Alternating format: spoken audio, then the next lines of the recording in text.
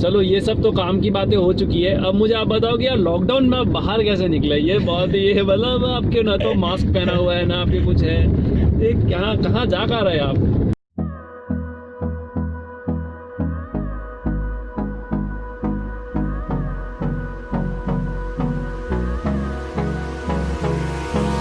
Hold me close till I get up. Time is barely on our side. I don't wanna waste what's left. The storms we chase are leading us, and love is all we'll ever trust.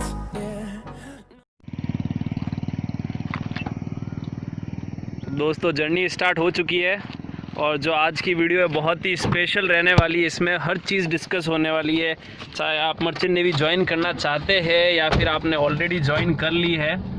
तो बहुत सारी interesting चीज़ें आज की आज की इस vlog में डिस्कस होने वाली है। हाँ तो दोस्तों मैंने आपको बोला था कि आज की वीडियो में बहुत ही इंटरेस्टिंग बातें मैं डिस्कस करने वाला हूँ और ये वीडियो आपके लिए बहुत हेल्पफुल रहने वाला है। तो जो सबसे पहला क्वेश्चन है, आप ये जो ड्राइविंग कर रहे हैं आप उनको जानते ही है, बहुत ही हाई फाई पर्सनैलिटी है ये। तो चलो अब मैं मिस्टर जयवर्धन सिंह से बहुत सारे इंटरेस्टिंग क्वेश्चन पूछूंगा और क्वेश्चन वही है जो आप लोगों ने कमेंट सेक्शन में पूछ रखे। मेरा इसमें से कुछ भी क्वेश्चन नहीं है, क्वेश्चन आप लोगों के ही है। तो सबसे जो पहला पॉइंट है जयवर्धन सिंह, आप ये बताओ, बहुत सारे लोग पूछ रहे हैं कि IMU CET का एग्ज़ाम कब होगा, उनके लिए आप क्या सलाह देना चाहोगे? सलाह यही है कि लॉकडाउन का पीरियड है यार, बैठ के पढ़ाई करो आराम से। एग्ज़ाम जब हो जाएगा, क्योंकि अभी देखा जाए तो यार JEE वगैरह सारे के सारे एग्ज़ाम कैंसिल हो रखे हैं फ़िलहाल के लिए, बाद में होंगे, पोस्टपोन हो रखे हैं। तो IMU CET भी हो जाएगा, 1 महीना वेट करो आराम से, एक बार जून निकल जाए उसके बाद में वेट करो, निकल जाएगा फॉर्म। क्योंकि अगर देखा जाए तो नए जो सेशंस हैं वो भी तो डिले हो गए हैं, नए कॉलेजेस होंगे स्टार्ट 1 सितंबर से, तो एग्ज़ाम्स भी डिले होंगे, वो भी कॉमन सी बात है। तो अभी बस बैठ के पढ़ाई करो यार, अभी उस पर ज़्यादा फोकस मत करो। बाकी जब भी फॉर्म्स वगैरह आते हैं वीडियो बना देंगे उसके ऊपर अभी फोकस ना रखो, अभी सिर्फ पढ़ाई पे फोकस करो। अच्छा यही है। तो अब जो दूसरा सबसे इम्पोर्टेंट क्वेश्चन है, हालांकि इस पर वीडियो बहुत सारी है यूट्यूब पर भी और हमने भी इस पर बहुत सारी वीडियोस बना रखी है, लेकिन डाउट है, जो भी न्यू आता है कैंडिडेट उसके दिमाग में डाउट तो रहता ही। आपका पर्सनल ओपिनियन बताओ जयवर्धन सिंह कि एक न्यू फ्रेशी को क्या आप बोलोगे, उसको मर्चेंट नेवी ज्वाइन करना चाहिए या नहीं, और उसके साथ में एक सपोर्टिव आंसर भी, करना चाहिए तो क्यों करना चाहिए और नहीं करना चाहिए तो क्यों नहीं करना चाहिए? ये तो आपने वो पूछ लिया जिसको बोलते हैं ना ब्रह्मास्त्र। बहुत सारे ऐसे आते हैं क्योंकि क्वेश्चन बहुत सारे, ये इस पे हजारों वीडियोस आपको यूट्यूब पे मिल जाएगी, लेकिन एक आपका पर्सनल ओपिनियन क्या? हालांकि आपका मर्चेंट नेवी का पूरा कोर्स हो चुका है तो आपको बहुत अच्छा आइडिया इस फील्ड के बारे में, क्या ये फील्ड है क्या नहीं है। तो एक शॉर्ट डिस्क्रिप्शन के साथ में आपकी कोई एडवाइस या फिर जो भी आपका ओपिनियन है ब्रीफ में आप क्या बोलना चाहोगे? कोई भी एक नया, अगर कोई फ्रेश ही कैंडिडेट है जिसने अभी जस्ट 12th पास की है या फिर 12th के मार्क्स का वेट कर रहा है वो, तो उसके लिए आपका क्या ओपिनियन है? मैं पर्सनल ओपिनियन यहाँ जानना चाहूँगा, बिल्कुल पर्सनल। अब देखो, पर्सनल ओपिनियन की बात ऐसी है कि अगर आप जैसे समझ लीजिए, आप कंप्यूटर साइंस का एग्जाम्पल ले लीजिए, तो अगर आप सत्या नडेला से जाके पूछेंगे कि कंप्यूटर साइंस कैसी है, तो वो तो यही बोलेगा बहुत अच्छी है। बिल्कुल क्योंकि वो माइक्रोसॉफ्ट का CEO है। बिल्कुल सही। लेकिन अगर आप किसी छोटे से अगर विलेज के अगर किसी नॉर्मल कॉलेज में कोई बंदा अगर CS कर रहा है, जिसके वहाँ पे बिल्कुल जॉब्स वगैरह कुछ भी नहीं है, अगर आप उससे जाकर पूछेंगे कि कंप्यूटर साइंस कैसी है, तो वो क्या बोलेगा? बेकार है कंप्यूटर साइंस, बिल्कुल वही बोलेगा। बिल्कुल, ये डिपेंड करता है हर एक बंदे की अपनी सिचुएशन पे और हर एक बंदे की अपनी मेंटालिटी पे। क्योंकि मेरा इस पर्टिकुलर फील्ड में अभी तक एक्सपीरियंस अच्छा रहा है, और क्योंकि मुझे रियलिटी पता है कि इस फील्ड की रियलिटी क्या है और आगे जाकर भी मुझे किस तरीके का काम करना होगा, मेरी रियलिटी क्या होगी, उसके बावजूद भी मैं ये कर रहा हूँ, उसके बावजूद भी मुझे ये पसंद है, तो मेरे हिसाब से ये पर्टिकुलर फील्ड बहुत ज़्यादा अच्छा है। लेकिन ये ऑफकोर्स डिपेंड करेगा आपके ऊपर, क्योंकि अगर आप समझ लीजिए मर्चेंट नेवी में आ जाते हैं, उसके बाद में आप जॉब नहीं ले पा रहे हैं, तो वो आपको बिल्कुल अच्छी नहीं लगेगी ये पर्टिकुलर फील्ड। क्योंकि वो फील्ड आपको क्यों अच्छी लगेगी? जहाँ पर आप पैसा भी लगा दें और जॉब भी ना लगे। तो अगर भाई साहब आपकी जॉब लग जाती है और आपको इस फील्ड से प्यार हो जाता है, तो आपको मर्चेंट नेवी ले लेनी चाहिए, अच्छी है। लेकिन नहीं लगती है तो फिर आपको यही चीज़ खाली लगेगी। तो ये बहुत ही पर्सनल मैटर हो जाता है, डिसीजन ऑफ कोर्स आपको ही लेना पड़ेगा। बिल्कुल आपने सही बोला। और अब एक बहुत ही फ्रीक्वेंटली आस्क्ड क्वेश्चन ये भी है कि क्वेश्चन बड़ा इंटरेस्टिंग है कि सर हमने 12th पास कर लिया और अब हमको कौन सा कोर्स चूज़ करना चाहिए, marine engineering, BSc nautical science या फिर DNS। तो हालांकि मैंने भी इस पे लाइव सेशन किए थे, आपने भी इस पे बता रखा है कि ये आपके ऊपर पर्सनली डिपेंड करता है कि आपका इंटरेस्ट किस तरफ ज़्यादा है। लेकिन अगर आपसे कोई पर्सनली पूछे कि सर मुझे कौन सा कोर्स ज्वाइन करना चाहिए, तो आपका पर्सनल ओपिनियन क्या है? देखो, मैं तो क्योंकि बीटेक मरीन इंजीनियरिंग में हूँ तो मुझे बीटेक मरीन इंजीनियरिंग ज़्यादा पसंद है। तो अगर कोई बीटेक मरीन इंजीनियरिंग करना चाहता है तो अच्छे कॉलेज से ज़रूर कर सकता है। लेकिन साथ ही में मैं जो बीएससी नॉटिकल साइंस करते हैं उनकी भी बहुत रिस्पेक्ट करता हूँ, क्योंकि यार लोग समझते हैं कि उनको बिल्कुल कुछ काम नहीं करना पड़ता। हालांकि ये सच्चाई है कि स्टार्टिंग के जो 2 साल होते हैं उनमें उनको कुछ ज़्यादा काम नहीं करना पड़ता है, पढ़ाई नहीं करनी पड़ती है कॉलेज के 2 साल में। लेकिन थर्ड ईयर में उनको भी काफ़ी ज़्यादा मेहनत करनी पड़ती है, पढ़ाई करनी पड़ती है। शिप पे जाने के बाद भी काम रहता है उनका भी। देखो, अपन को समझना पड़ेगा कि उनकी जो जॉब है वो भी काफ़ी रिस्पॉन्सिबिलिटी वाली है, शिप को नेविगेट करना है। प्लस हमारी भी जो जॉब है उसको वो भी काफ़ी रिस्पॉन्सिबिलिटी है, इंजन्स चलाने हैं, सब कुछ सारी मशीनरीज को ऑपरेट करना है। तो उस चीज़ को जो है क्या बोलते हैं उसको मद्देनज़र रखते हुए, राइट, मद्देनज़र, बिल्कुल सही। उस चीज़ को मद्देनज़र रखते हुए मैं यही कहना चाहूँगा कि आप चाहे डेक डिपार्टमेंट में चाहे आप इंजन डिपार्टमेंट में जाए, इज्जत आपको सेम मिलेगी। वो ज़माना जा चुका है जब डेक वाले और इंजन वालों के बीच में लड़ाई चलती रहती थी। मैंने भी एक्चुअली स्टोरी बहुत बार सुन रखी थी जब मैं नया था मर्चेंट नेवी में, कि लड़ाई होती है डेक डिपार्टमेंट और इंजन डिपार्टमेंट। बट धीरे धीरे जब समय बीतता गया तो रियलिटी पता लगने लगी कि नहीं, ऐसा चीज़ें नहीं है, और ये चीज़ें पहले हुआ करती थी, लेकिन आज के टाइम में ऐसी चीज़ें नहीं है। वो काफ़ी हद तक अब रिड्यूस हो चुका है। मुझे नहीं लगता ऐसा होता भी है, क्योंकि मेन इसका चीज़ ये भी है कि काफ़ी लंबा कोर्स होता है ये दोनों के दोनों। तो इस लंबे कोर्स के दौरान इन दोनों कोर्सेज में जो कैडेट्स पढ़ते हैं उनको साथ ही में रखा जाता है एक ही कॉलेज में, तो उसमें अच्छी बॉन्डिंग बन जाती है। और उसके बाद जब शिप पे जाते हैं तो उनको ऐसा लगता नहीं है कि वो अलग डिपार्टमेंट या हम अलग डिपार्टमेंट, क्योंकि दोनों लोग हमेशा कॉलेज में साथ में रहे हुए होते हैं, अच्छे से दोस्ती होती है। तो वो डिफरेंसेस अब काफ़ी हद तक ख़त्म हो चुके हैं। दोनों कोर्सेज़ में अपनी एक रिस्पेक्ट है, अपनी एक रिस्पॉन्सिबिलिटी है, और दोनों ही अपनी अपनी जगह पर बहुत ही अच्छे कोर्सेज हैं। तो आप कुछ भी ले सकते हैं जिसमें आपका इंटरेस्ट हो। आपको बस ये ध्यान रखना है कि आप कोई भी अगर कोर्स लेंगे तो आप अगले मिनिमम लगभग 15 साल उसमें आप बिताएंगे, इंक्लूडिंग योर कॉलेज पीरियड। तो आप वो कोर्स लें जिसको करने के बाद आपको 15 साल तक मज़ा आए। ऐसा ना हो कि यार कोर्स तो ले लिया मेरिट्स और डीमेरिट्स कंपेयर करके, और उसके बाद आपको मज़ा ही नहीं आ रहा है उसमें करने के बाद, कोर्स लेने के बाद, समझ रहे हैं, क्योंकि आपको वो चीज़ काफ़ी लंबे टाइम तक करनी है। तो इन दोनों में से वही कोर्स सेलेक्ट करो जो कि आप लंबे टाइम तक कर सकते हो, जो कि आप एक एक्सटेंडेड पीरियड ऑफ टाइम तक कर सकते हो। बिल्कुल बिल्कुल, आपने सही बात बोली है।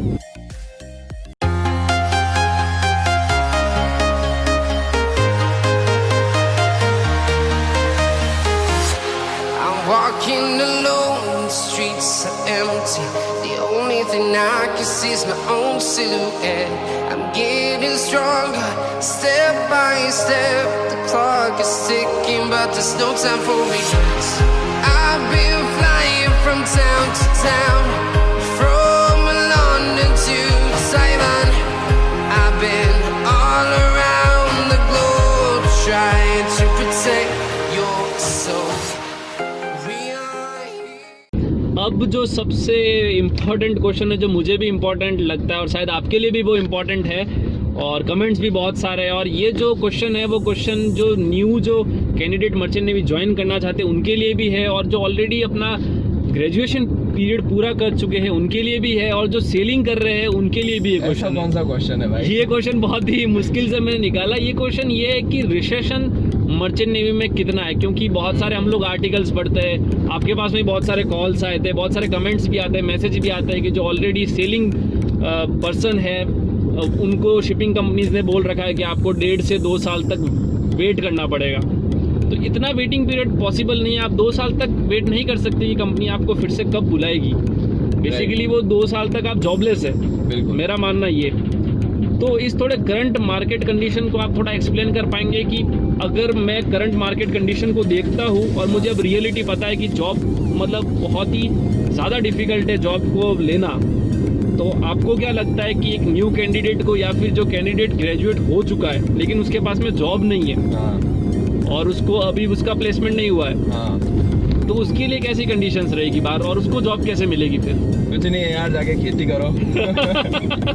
सबसे बेस्ट, हाँ खेती करना सबसे बेस्ट है, क्योंकि फिर उस कंडीशन में वही बचता है कि इस फील्ड को छोड़ दो, आप फिर कंपनीज के ऑफिसेज विजिट करो। उससे बेटर मेरे हिसाब से खेती करना बेस्ट है। बिल्कुल बिल्कुल, खेती करो यार, खेती करो, देश के काम आओ। नहीं, सीरियस टॉपिक पे आते हैं। खेती मत करो, मर्चेंट नेवी करो, तो बात ये है कि ये जो आप सुन रहे हैं 1.5 से 2 साल नोटिस, एक्चुअली हर कंपनी इनका नहीं है, एक स्पेसिफिक कंपनी है जिन्होंने अपने जो कैडेट्स हैं उनको बोला है ऐसा 4th इंजीनियर की वेटिंग के लिए कि लगभग 1.5 से 2 साल का टाइम लग जाएगा। लेकिन मैक्सिमम जितने भी 99% कंपनीज हैं उनकी तरफ से अभी तक कोई भी ऑफिशियल नोटिस नहीं है। लेकिन एक चीज़ तो पक्का है कि वेटिंग पीरियड बढ़ने वाला है।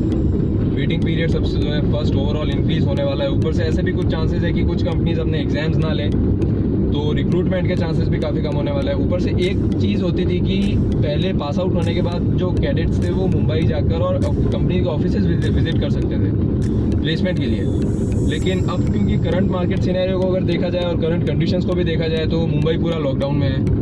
तो मुझे नहीं लगता कि इस कंडीशन में थोड़ा इतना आसान रहेगा पहले जितना आसान कि आप किसी भी कंपनी के ऑफिस को विजिट करो और वहाँ पे जाकर आपको अच्छे से इंटरव्यू मिलेगा। तो हाँ, सिनेरियो थोड़ा सा डिफिकल्ट होने वाला है। लेकिन एक चीज़ ही कहना चाहूँगा कि इंटेक भी रिड्यूस हो रहा है कॉलेजेस का। अगर पीजी शिपिंग के अगर नए नॉर्म्स अगर देखे जाए तो कॉलेजेस का इंटेक रिड्यूस हो रहा है। तो वो एक अच्छी बात है कि जितनी कंपनीज कॉलेज में प्लेसमेंट के लिए आती है वो तो आती ही रहेंगी, लेकिन उनका इंटेक कम हो जाएगा। बिल्कुल, नंबर ऑफ कैडेट्स कम हो रहे हैं तो उसकी वजह से क्या होगा, कंपटीशन कम हो जाएगा। और कंपटीशन जब भी कम होगा तो जो एक एवरेज स्टूडेंट होता है उसको ज़्यादा चांसेस मिलते हैं प्लेस्ड होने के। तो अगर आप कॉलेजेस में जाकर अच्छे से पढ़ाई करते हैं तो आपके चांसेस बहुत हद तक बढ़ जाएंगे। अगर आपने नहीं सुना है कि पढ़ाई की अगर आपको इंपॉर्टेंस नहीं पता है तो जो दूसरा चैनल है उसकी लिंक दे दूंगा डिस्क्रिप्शन में, उसमें एक वीडियो अपलोड किया है दिस इज़ माई स्टोरी करके, उसको आप देखिए। आपको वो जो है ऑडियो सुनने के बाद आपको पता चलेगा कि पढ़ाई की क्या इंपॉर्टेंस है कॉलेजेस में। क्योंकि ऐसा नहीं है कि एक बार मर्चेंट नेवी में आप आ गए तो उसके बाद सिर्फ ऐश ही ऐश है। पढ़ाई आपको लगातार करते रहने पड़ेगी, तभी आपको एक अच्छी सक्सेस मिलेगी अगले स्टेज तक। तो सबसे पहला स्टेज तो यही होता है कि यार आप एक अच्छे कॉलेज में जाओ, वहाँ पर जाकर आप एक अच्छी कंपनी में प्लेस्ड हो जाओ। आगे का आपके हाथ में नहीं है।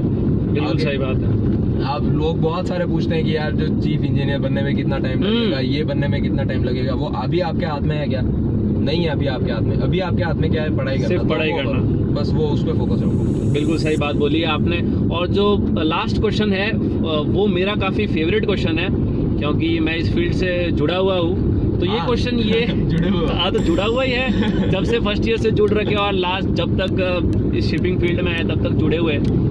तो ये क्वेश्चन ये कि जो भी ऑलरेडी शिपिंग कंपनीज के लिए मतलब तैयारी कर रहे हैं अपनी प्लेसमेंट इंटरव्यूज़ के लिए, जो कि कोई अभी 2nd ईयर में रहेगा, कोई 3rd ईयर में रहेगा या फिर कोई 4th ईयर में रहेगा, उनके लिए कोई एक ऐसी टिप बताओ, सिर्फ एक ऐसी टिप, मतलब वो ब्रह्मास्त्र होनी चाहिए जो उनको रियल में हेल्पफुल या फिर उनको अपने इंटरव्यूज़ के लिए तैयार होने में बहुत ही ज़्यादा हेल्पफुल हो। सिर्फ एक टिप आपको बतानी है। हाँ, तो वो एक टिप है मॉक इंटरव्यूज।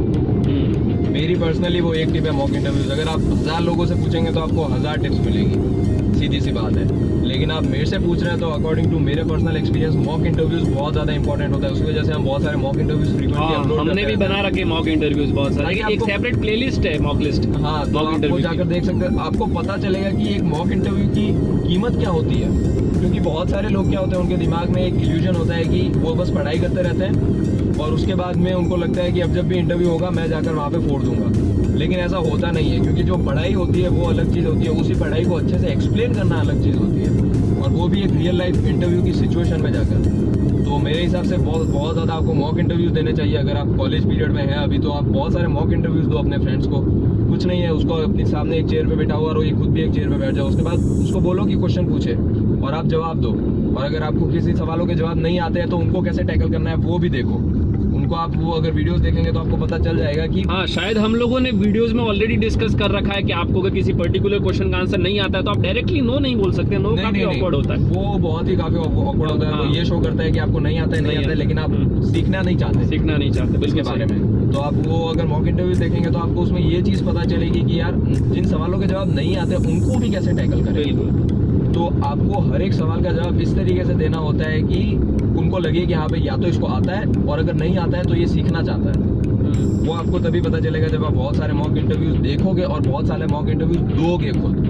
बिल्कुल सही बात है। तो मॉक इंटरव्यूज मेरे हिसाब से एक बहुत ही ज़्यादा इंपॉर्टेंट चीज़ होती है जो कि आपको देनी चाहिए, और उसी के साथ अपनी कम्युनिकेशन स्किल्स पे भी फोकस करते रहना चाहिए। हिचकिचाना नहीं चाहिए जवाब देते वक्त, क्योंकि अगर आप सहम गए तो मतलब नहीं रहेगा। बिल्कुल सही बात बोली आपने। चलो ये सब तो काम की बातें हो चुकी है। अब मुझे आप बताओ कि यार लॉकडाउन में बाहर कैसे निकले? ये बहुत ही मतलब आपके ना तो मास्क पहना हुआ है ना आपके कुछ है, ये कहाँ जा कर रहे हैं आप? पहली बात, हम दोनों को कोविड-19 नहीं है, क्योंकि हम लोग अच्छे से लॉकडाउन को फॉलो किया है अभी तक। सिर्फ हम घर में बैठे रहते थे। ऊपर से हम अभी जो निकल रहे हैं, क्योंकि पास लेने का जो सिस्टम था वो ख़त्म हो चुका है और हम किसी दूसरी जगह पर जा रहे हैं किसी इंपॉर्टेंट काम के लिए, और साथ ही में हम अपनी कार से बाहर अभी तक निकले नहीं हैं, तो उसी वजह से मास्क भी पहनने की ज़रूरत नहीं है। मास्क तब पहनते जब आप बाहर लोगों के बीच में आप जा रहे हो, किसी आप चीज़ों को टच कर रहे हो, वो सब हम कर नहीं रहे। तो हाँ, हम सेफली जा रहे हैं, तो उसमें कोई प्रॉब्लम नहीं है, अलाउड है अभी। तो हम किसी काम की वजह से ही जा रहे हैं, ऐसे भी नहीं है कि हम सिर्फ टाइम पास करने के लिए जा रहे हैं। बिल्कुल सही। काम अभी जो हम करने जा रहे हैं वो एक्चुअली बहुत ज़्यादा इंपॉर्टेंट है। वो बहुत ज़्यादा इम्पोर्टेंट काम है, और वो काम मतलब मैं आपको बोलूँ, आप लोगों को भी वो काम करना चाहिए। 1 महीने में 1 बार वो काम करना चाहिए, बहुत इंपॉर्टेंट काम। मैं लास्ट में बताऊंगा वो काम क्या है, ठीक है। चलो, अब नेक्स्ट क्वेश्चन है, वो बहुत इंपॉर्टेंट है। हर क्वेश्चन इंपॉर्टेंट है, जैसा कि मैंने वीडियो के स्टार्टिंग में बोला था कि जयवर्धन, मैंने लोगों को देख रखा है कि यार अपने ग्रेजुएशन पीरियड में बहुत ज़्यादा टेंस्ड रहते हैं कि यार प्लेसमेंट होगा कि नहीं होगा, यार इतनी मोटी मोटी हमने फीस भर दी है। तो उनके लिए कुछ ऐसी टिप्स बताओ कि यार उनका थोड़ा माइंड फ्रेश रह सके, हेल्दी रह सके और अपनी पढ़ाई पर ध्यान दे सके। क्योंकि जहाँ तक मैंने देखा है, तो मैंने सिर्फ यही देखा है, टेंस्ड फॉर्म में देखे कि यार अब क्या करें, यार अब तो पैसा भी हम भर रहे, लोन ले रखा है, अब क्या करें, अब नहीं करें। तो उनके लिए कुछ ऐसा कुछ आइडिया या फिर कोई ऐसी टिप है आपके पास? पहली बात तो ये है कि ये बहुत ही रियल सिचुएशन है, ये कोई हवा नहीं है, मजाक नहीं है। लोगों को टेंशन हो जाती है जब यार वो कॉलेज में इतनी ज़्यादा फीस भरते हैं, उसके बाद में भी जब वो प्लेसमेंट का इस तरीके का सिनेरियो देखते हैं तो टेंशन हो जाती है कहीं ना कहीं। लेकिन मेरे पर्सनल एक्सपीरियंस में मैंने जो देखा है ना, जो टेंशन जिस चीज़ की लोग लेते हैं वो इस चीज़ की टेंशन लेते हैं कि यार कोई कंपनी आ नहीं रही है ज़्यादा। लेकिन रियलिटी ये है कि थोड़ी बहुत कंपनीज तो आ रही होती है ना। जिस भी कॉलेज में आप हो, आप चाहे किसी भी कॉलेज में, वहाँ पे कुछ कंपनीज तो आती ही है, हालांकि बहुत ज़्यादा नहीं आती है। तो ये कंप्लेन करते हैं लोग कि बहुत ज़्यादा कंपनियाँ नहीं आती, लेकिन थोड़ी बहुत तो आती है ना। तो आपके हाथ में क्या है?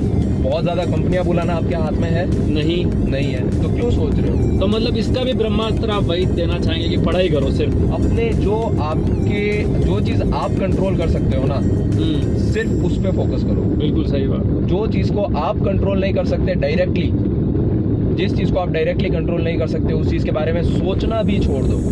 बिल्कुल। क्या कंपनीज को बुलाना आपके हाथ में है? जवाब है नहीं, तो सोचना छोड़ दो, बिल्कुल ही छोड़ दो सोचना। क्या पढ़ाई करना आपके हाथ में है? बिल्कुल। क्या प्रिपरेशन करना आपके हाथ में है? बिल्कुल। क्या कोई भी कंपनी के सिलेबस को उठाकर उस तरीके से प्रिपेयर करना हाथ में है? बिल्कुल हाथ में है। तो आप बस वो करो ना, सिंपल है। उसी चीज़, एक चीज़ पे फोकस करोगे तो आपका दिमाग कम स्ट्रेस रहेगा। ज़्यादा चीज़ों पे फोकस करोगे, यार की कंपनियां क्यों नहीं आ रही है, मार्केट में क्या चल रहा है, ये वो, तो दिमाग सिर्फ टेंस्ड होगा, उससे कुछ सॉल्व होने वाला है नहीं। बिल्कुल सही बात बोली आपने। हाँ, तो दोस्तों, वीडियो में मैंने आपको बोला था कि एक ऐसी चीज़ है जो आपको मंथ में 1 बार तो एटलीस्ट करनी ही चाहिए। तो वो एक्चुअली चीज़ ये है कि आप लोगों को थोड़ा सा बाहर आना चाहिए, बाहर की दुनिया आपको देखनी चाहिए। बहुत अच्छी दुनिया है। हम लोग भी जैसे बाहर आए, आप देख सकते हैं, ये एक डैम है, वहाँ पर हम लोग आए हैं। हालांकि फ़िलहाल तो कोरोना वायरस का टाइम है, आप बाहर नहीं आ सकते हैं, लेकिन फिर भी आपको अगर टाइम मिलता है, आप अगर गांव में हैं, इतना रिस्ट्रिक्शंस नहीं है, तो बिल्कुल आप वहाँ पर बाहर आओ, देखो बाहर की दुनिया। क्योंकि हम अपना मोस्टली जो टाइम है वो मोबाइल फ़ोन, लैपटॉप में ही हम लोग घुसे हुए रहते हैं। तो थोड़ा सा टाइम दोस्तों हमको नेचर के लिए भी निकालना चाहिए। जयवर्धन, देख सकते हैं बिल्कुल कूल मोड में हर कोई। वही है, थोड़ा सा आप चिल मोड में रहो, अपना स्ट्रेस भी दूर करो और पढ़ाई करते रहो, बस और कुछ नहीं चाहिए।